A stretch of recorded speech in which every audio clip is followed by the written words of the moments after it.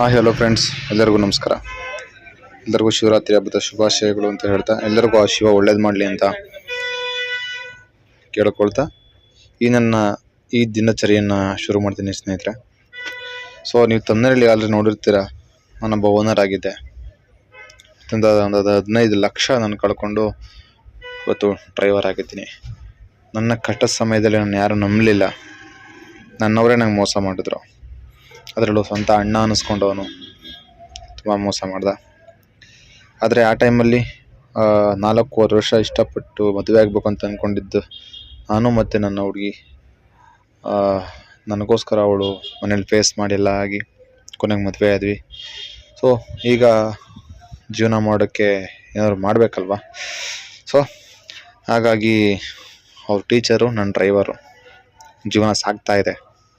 So ಪ್ರತಿದಿನ ಒಂದಲ್ಲ ಒಂದು ಕಡೆ ಡ್ರೈವಿಂಗ್ ಹೋಗ್ತಾ ಇರ್ತೀನಿ, ಬರ್ತಾ ಇರ್ತೀನಿ. ಬಟ್ ಒಂದಂತೂ ನಿಮ್ಗೆ ಹೇಳ್ತೀನಿ, ದಯವಿಟ್ಟು ಯಾರು ನಂಬಿ ಮೋಸ ಹೋಗಬೇಡಿ. ಜೀವನದಲ್ಲಿ ಈಗಾಗಲೇ ನಾನು ಮೋಸ ಹೋಗಿ ತುಂಬ ಅನುಭವಿಸ್ತಾ ಇದ್ದೀನಿ. ನನಗೆ ಜನ್ಮ ಕೊಟ್ಟಂಥ ಅಪ್ಪ ಅಮ್ಮನೇ ನಂಗೆ ಶತ್ರುಗಳಾಗ್ಬಿಟ್ರು.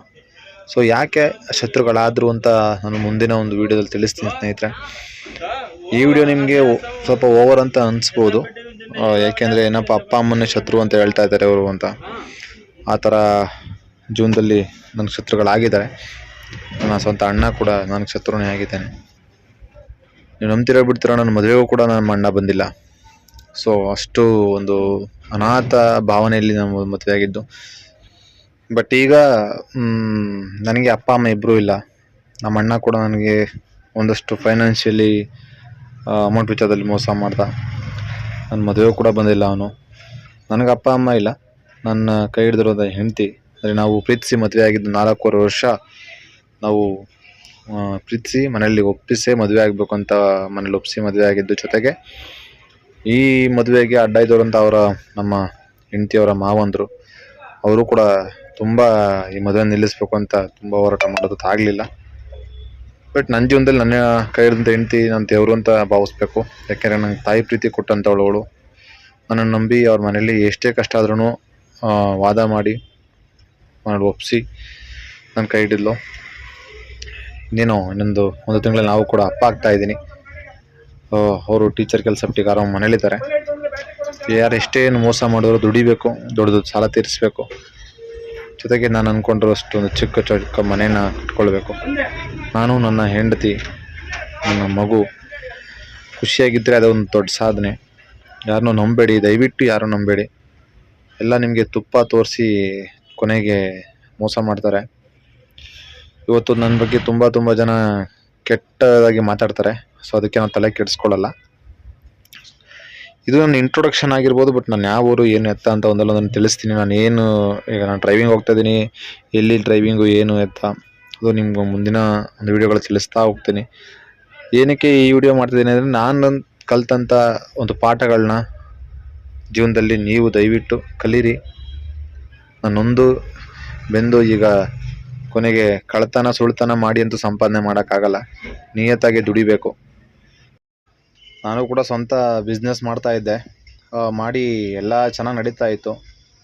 ನಮ್ಮ ಅಣ್ಣ ನಂಬಿ, ಅಪ್ಪ ಅಮ್ಮ ಅಂತೂ ಇಲ್ಲ, ಅಣ್ಣ ಇದ್ದಾನೆ ಅಂತ ಅಣ್ಣನ ನಂಬಿ ನಾನು ಇವತ್ತು ಮೋಸ ಹೋದೆ. ಕಟ್ಟಿರೋ ಮನೆ ಅರ್ಧಕ್ಕೆ ನಿಂತಿದೆ. ನನ್ನ ಜೀವನದ ಕೆಲವೊಂದು ಕಷ್ಟ ಸುಖಗಳನ್ನ ಸಂಬಂಧಿಕರ ಹತ್ರನೂ ಹಂಚ್ಕೊಳ್ಳೋಕ್ಕಾಗಲ್ಲ. ಹಂಚ್ಕೊಂಡ್ರೆ ನಮ್ಮನ್ನು ಏನೋ ಕೀಳಾಗಿ ನೋಡ್ತಾರೆ. ಸೊ ನಾನು ಯಾರನ್ನೂ ಕೂಡ ಅಷ್ಟೊಂದು ಸಂಬಂಧಿಕರನ್ನ ಎಲ್ಲಿಡಬೇಕು ಅಲ್ಲೇ ಇಟ್ಕೊಂಡಿದ್ದೀನಿ. ಬೇಕು ಸಂಬಂಧಿಕರು, ಇಲ್ಲ ಅಂತಲ್ಲ. ಅತಿಯಾಗಿ ಯಾರನ್ನೂ ಕೂಡ ಸಂಬಂಧಿಕರನ್ನ ಹತ್ರಕ್ಕೆ ತಗೊಳ್ಬೇಡಿ.